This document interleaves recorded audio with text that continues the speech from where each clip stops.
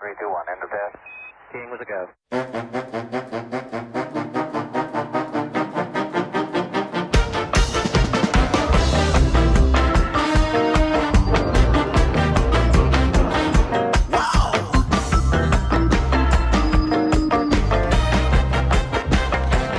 Well, hello there, and welcome to another edition of Warbird Wednesday. My name is Fred Bell. I am the Vice Chairman of the Palm Springs Air Museum.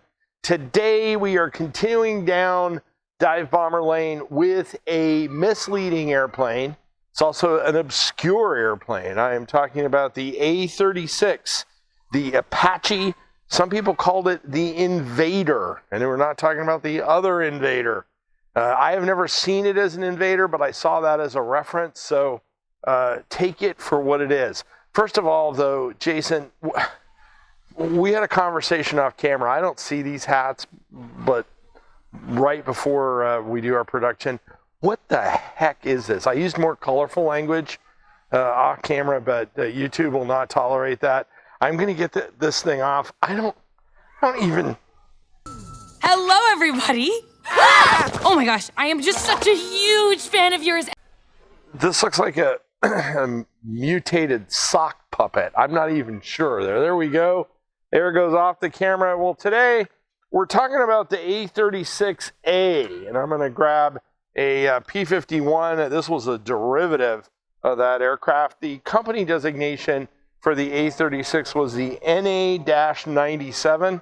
I'll go ahead and throw up a plan view. Greg in the post can pick up a plan view of the A-36.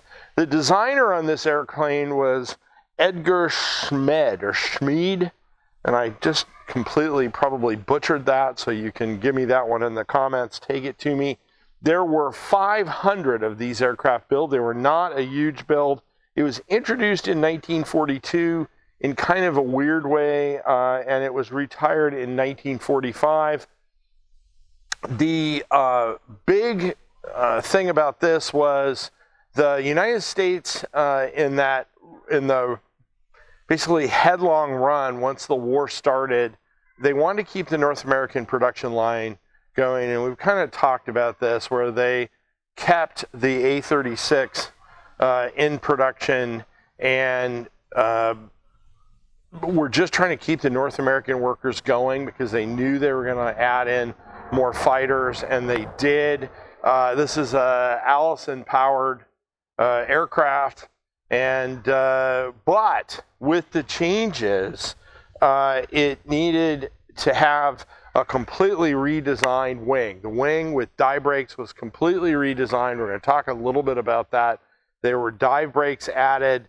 It changed the aircraft quite a bit, but during the war, it was actually a very effective dive bomber. So the first one rolled out in September of 1942. They started training with them.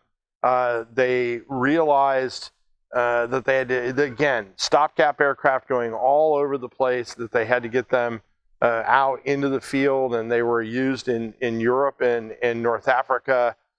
But they, as a stopgap airplane, there was never any intent to carry this aircraft on any further. So that's why it had such a low build rate. There were better airplanes, and we've covered a whole gamut of dive bombers that were going on. But the one thing I do want to talk about is the aircraft, when it was used, especially either in North Africa, Italy, or in that entire European theater, when it was used very effectively. It was, believe it or not, as a stopgap, a very, very good aircraft. Now, the one thing I want to do, and that's going to cause me to stop, because I'm going to talk about a little bit about the crews here. I want to salute these crews.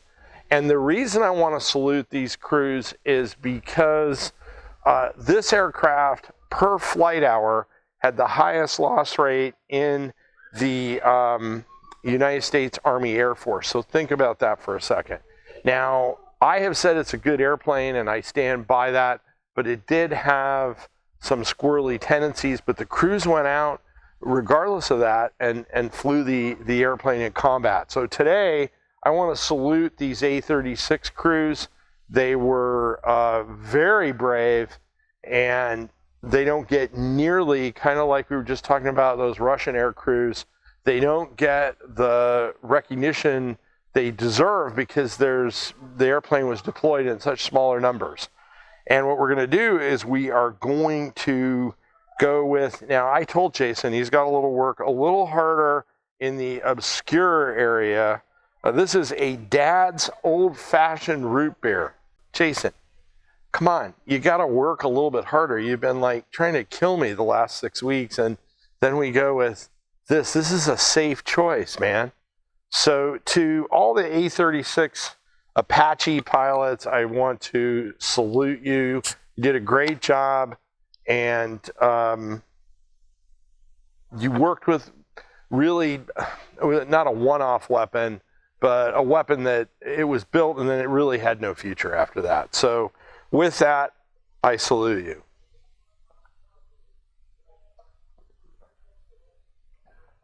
I've never been, do you like root beer, Jason? People at home? I'm not a big root beer. This is caffeine free. It's not bad. What's the 170 calories? So it's a little, it's not terrible. I've just never been a huge root beer fan. So the characteristics on this airplane, we talked about the loss rate. One of the challenges was if you went into too steep a dive with this airplane, you'd tear the wings off. That's bad. So they learned how to change their dive trajectory. There were also some issues with the actuators where there was a rumor that the dive brakes on the aircraft, some of the pilots actually flew with them wired shut. I have read a lot about that, and we're basically wired up to the wing.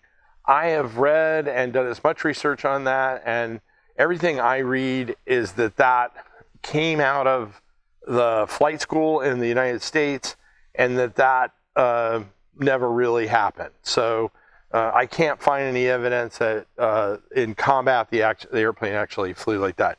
It did do fairly well in the European theater at the time against early model 109s. It would not be an aircraft that I would run up against FW-190 or some of the later model aircraft, but I want to say that the type had 84 kills, nearly 100 kills accredited to it. It did also flew in the Far East. It did not do well in the Far East because it was flying up against primarily the Japanese Oscar aircraft, the fighter aircraft. Oscar was much more maneuverable and just could basically outfly it. It was a heavier airplane, and you run into the same problem with these that you would run into with P-40s and some of the early model American fighters. They're very durable. They have armor and self-sealing fuel tanks, which was the weakness of let's say, the Japanese Oscar fighter, but you couldn't outfly them, and so you didn't want to get in a dogfight. If anything, the old rule was, brake and dive away, get some energy, and get the heck out of there, because you're not going to win a fight, a dogfight in one of these early aircraft against any of the Japanese air superiority fighters, the Zeros or any of them at the time. So it did not do well against Japanese fighters. So its primary win, so to speak, was in the European theater. Now, they basically, before the end of the war, were completely retired. Some of them were kept around as like trainers or hack aircraft. The British got one as an experimental that I know of, and then they didn't really did anything with it. And the airplane, obviously, by the end of war, was completely obsolete, and so it just kind of faded into history. I know of 2 flying types that I could find in the United States, and there's also a static one at the Air Force Museum at Wright-Patt. So if you want to see one of these, you can do that, and that is the very top overview of the A-36. Now, if you're interested in the P-51, this is a great book, Wings of War. I encourage you to get it. We've actually after getting out of the book business, have started doing, because we're actually getting a call for books again. So if you want to find out more about the history of the P-51, how it was developed, how it fought, go ahead and click on that link. Jason will happily write this book for you and send it off, but he won't do that. But he will send you the book, and you can learn everything you need to know about the P-51. Now, if you came across us on YouTube or Facebook, we love your comments. Give us a subscription or a like. Give us some ideas. I started to get see comments about the next segment, because we're winding the dive bombers down. If you have one, please let us know. We would love to get your comments. We are thinking about what we're going to do on the next segment. You can see I'm standing in front of the P-51 Man of War, which is part of the fleet that we fly and manage. We can't do this and keep these aircraft in the air without your donation. So click on that donation link. Send us a couple of bucks. We could certainly appreciate it. If you are teaching the kids at home, there are the education links in this video. You can download the whole thing or just a part of it and teach those kiddos either one segment or an entire course. We encourage you to do that. All of that is free. My name is Fred Bell. I am the Vice Chairman of the Palm Springs Air Museum. Thanks so much. Have a great day. 3, 2, 1, end of test. King with a go.